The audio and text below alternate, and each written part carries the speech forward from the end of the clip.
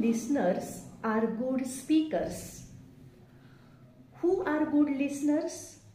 Those are listening silently and those are listening patiently.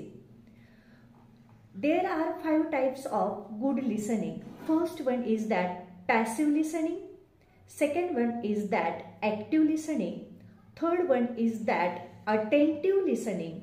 And fourth one is that empathetic listening. And the last one is that attentive listening.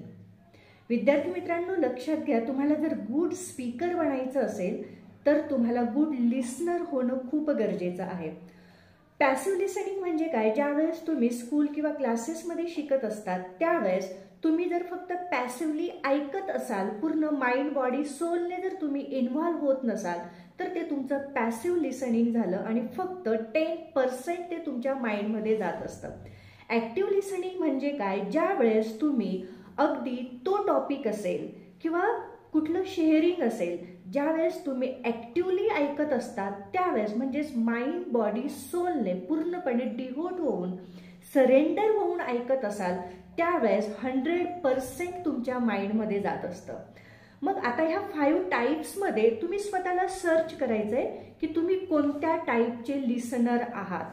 And third one is that selective listening. बऱ्याच वेळेस काय होत असतं माहितीये का? ज्या वेळेस तुम्ही स्कूल, कॉलेजेस किंवा क्लासेसमध्ये काही टॉपिक लिसन करत असतात किंवा लेक्चर ऐकत असतात त्यावेळेस तुम्ही जर तुमच्या माइंडसेटमध्ये असं धरून चाललं की हे मला माहीत आहे, हे मला ऐकण्याची गरज नाहीये, म्हणजे फक्त तुम्ही सिलेक्टेड टॉपिकच ऐकत असाल तर त्यावेळेस 100% ते तुमच्या माइंडमध्ये जात नसतं. याला सोल्युशन म्हणजे एम्प्टी माइंड विथ फुल हार्टने कुठलाही टॉपिक लिसन केला पाहिजे. थोडक्यात हा व्हिडिओ फक्त विद्यार्थ्यांसाठीच नाहीये, adult, every person, every woman, every स्टुडंटसाठी आहे. कारण आपण कोणत्या टाईपचे लिसनर आहोत? कारण आपण जीवन जगत असताना बऱ्याच वेळेस खूप साऱ्या गोष्टी ऐकत असतो आणि मग नंतर फॉलो करत असतो. पण जर तुम्ही न ऐकता फक्त स्पीच देत असाल, म्हणजे फक्त बोलतच असाल किंवा तुमचा परफॉर्मन्स हा फक्त स्पीकिंगचा असेल तर त्यावेळेस पाहिजे तेवढे ते इमेज किंवा व्हॅल्यू तुम्हाला मिळत नसतं. म्हणून कधीही आधी गुड लिसनर होणं गरजेचं आहे. समोरच्या व्यक्तीला आधी पेशन्सली ऐकून घेतलं पाहिजे आणि मग नंतर जज करून आन्सर दिलं पाहिजे. And the next one is that empathetic listening. कुठलाही टॉपिक असेल किंवा अडल्टसाठी सुद्धा हा पॉइंट खूप महत्वाचा आहे. माय डिअर फ्रेंड्स, सगळ्यांनी एम्पॅथॅटिक लिसनिंगने, एखादी व्यक्ती जर आपल्याकडे काही शेअरिंग करायला आलेली असेल किंवा तुम्ही स्टुडंट्स लोक ज्यावेळेस लेक्चर ऐकत असतात त्यावेळेस एम्पॅथॅटिकने म्हणजे सहानुभूतीने पहिल्यांदाच मी ही गोष्ट ऐकते किंवा ही मी पहिल्यांदाच शिकते, माइंड बॉडी सोलने तुमच्या बॉडी लँग्वेजने फुल अटेन्शन करून जर तुम्ही ती गोष्ट ऐकली तर त्यावेळेस तुमच्या माइंडमध्ये तर 100% जात असते, पण तुमच्या विचारांची जी प्रोसेस असते, ज्या आयडिया क्रिएशन होत असतात किंवा समोरच्याला तुम्हाला जो सल्ला द्यायचा आहे त्यावेळेस तुम्ही परफेक्शनने ती गोष्ट शेअर करू शकतात किंवा समोरच्याला सांगू शकतात. म्हणून एम्पॅथॅटिक लिसनिंग हा खूप महत्त्वाचा पॉइंट आहे. या ठिकाणी मी जे 5 टाईप सांगितलेले आहेत, passive listening, active listening, selective listening, attentive listening. थोडक्यात ॲक्टिव्ह लिसनिंग आणि अटेंटिव्ह लिसनिंग हे सिमिलरच पॉइंट आहेत. अगदी अटेन्शनने कुठलीही गोष्ट ऐकली पाहिजे. मायक्रोसॉफ्टचे जे फाउंडर आहेत सत्या नडेला यांना एकदा इंटरव्ह्यूमध्ये विचारलं गेलं की तुमचा ॲज अ ग्रेट लीडर म्हणून परफॉर्मन्स काय आहे किंवा तुमचे असे स्ट्रॉंग पॉइंट काय आहेत. त्यावेळेस सत्या नडेला यांनी सांगितलं की me listen and listen and listen he process follow करत असतो आणि लेट्स टॉक खूप कमी बोलत असतो आणि ज्या वेळेस बिकम डिसिजन मेकरची वेळ येत असते त्यावेळेस मात्र मी बोलत असतो. म्हणून कुठलीही गोष्ट आधी ऐकली पाहिजे, कमी बोललं पाहिजे आणि मग ज्या वेळेस योग्य त्या परिस्थितीत, योग्य त्या सिच्युएशनमध्ये आपला परफॉर्मन्स, आपले विचार, आपले थॉट्स, आपल्या आयडियाज एक्सप्रेस केल्या पाहिजेत. आणि त्याच वेळेस तुम्ही great leaders are great listener हे सिम्बॉलाइज तुमच्यासाठी अप्लाय होणार आहे. ह्या ठिकाणी मला सगळ्यांनाच सांगायचं आहे, फक्त विद्यार्थ्यांसाठीच नाही तर अडल्ट सुद्धा आणि मैत्रिणींनो, बऱ्याच वेळेस आपण सुद्धा म्हणत असतो की आमचं कोणी ऐकत नाही. ज्या वेळेस तुमची लिसनिंग पॉवर इम्प्रूव्ह होईल, ज्या वेळेस तुमच्याकडे शेअरिंग करण्यासाठी तुमच्याकडे थॉट प्रोव्होकिंग प्रोसेस क्रिएट होतील, त्यावेळेस ॲटोमॅटिक तुम्ही एक ग्रेट लीडर्स बनणार आहात. Then how to improve your listening skill. मग तुमची लिसनिंग स्किल कशा पद्धतीने इम्प्रूव्ह होईल, तर लिसनिंग स्किल इम्प्रूव्ह होण्यासाठी असे काही पॉवरफुल कॉन्टेंट आहेत, असे काही पॉवरफुल सिच्युएशन किंवा सजेशन्स आहेत. ते म्हणजे स्टॉप मल्टीटास्किंग स्किल. ज्या वेळेस तुम्ही समोरच्याला ऐकत असतात आणि समोरच्याला ऐकत असताना जर तुमचा 100% फोकस नसेल, तर समोरच्या व्यक्तीच्या डोळ्यात डोळे घालून जर तुम्ही ऐकत नसाल, 100%ने त्याला डिओशनने तुमचा परफॉर्मन्स देत नसाल, तर त्यावेळेस समोरच्याचे थॉट्स तुमच्यापर्यंत पोहोचणारच नाही आणि तुमचं मिस लिसनिंग होईल.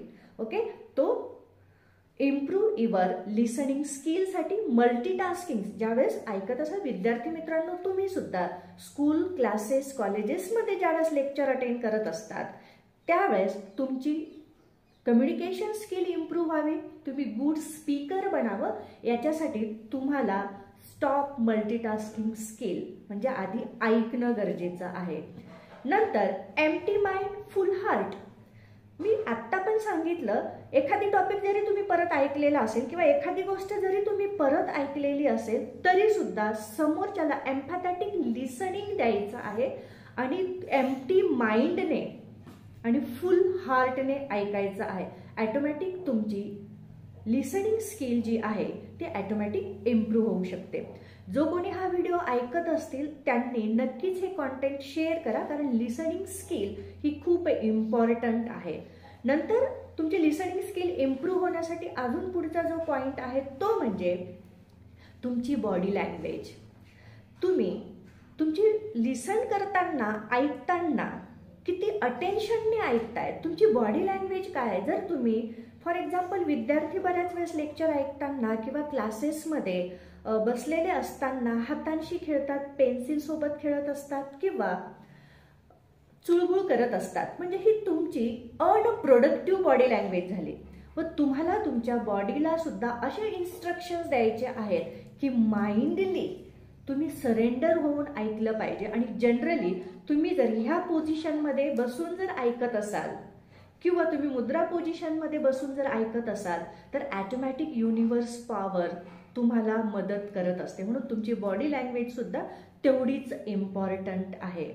And then do not interrupt in between. समोरची व्यक्ती जर आपल्याला काहीतरी सांगते, शेअर करते किंवा विद्यार्थी ज्यावेळेस ऐकत असतात, तुम्ही जर मध्येच क्वेश्चन केला किंवा मध्येच जर बोललेत, तर ती बॅड हॅबिट आहे.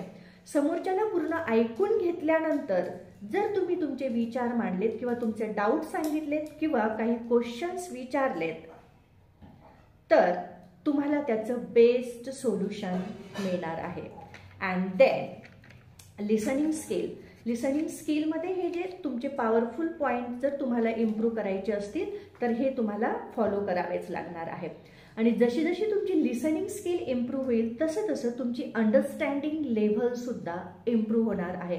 म्हणून तुम्हाला जर ग्रेट अचिव्हर स्टुडंट्स बनायचं असेल, त्याच्यासाठी तुम्हाला आधी चांगले श्रोते होणं खूप गरजेचं असणार आहे. इन दिस वे, ह्या व्हिडिओमध्ये स्टोरीने मी एक तुम्हाला समजावून देण्याचा प्रयत्न करते.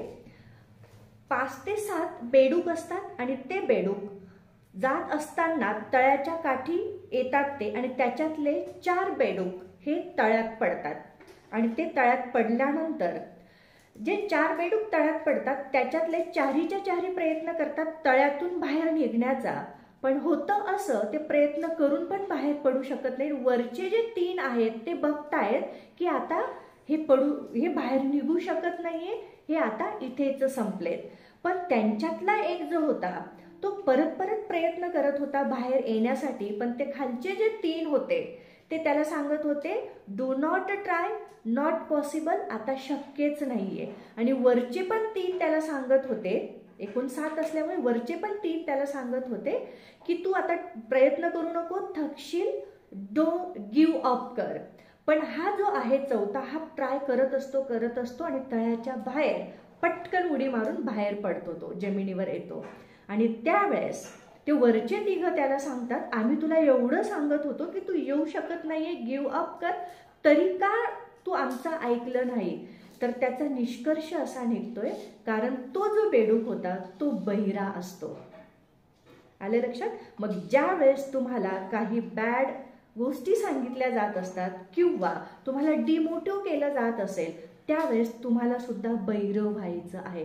पण चांगल्या गोष्टींसाठी मात्र गुड लिसनर व्हायचं आहे आणि त्या गोष्टी फॉलो करायच्या आहेत. मग त्याच वेळेस तुम्ही चांगले श्रोते बनू शकतात. हा व्हिडिओ किंवा हे कॉन्टेंट जर तुम्हाला आवडले असतील तर नक्कीच विद्यार्थ्यांना शेअर करा, कारण ह्या लिसनिंग स्किल जर त्यांनी डेव्हलप केल्यात आणि फॉलो केल्यात, नक्कीच ते गुड सिटिजन्स, जीनियस स्टुडंट्स बनू शकतील. Thank you so much.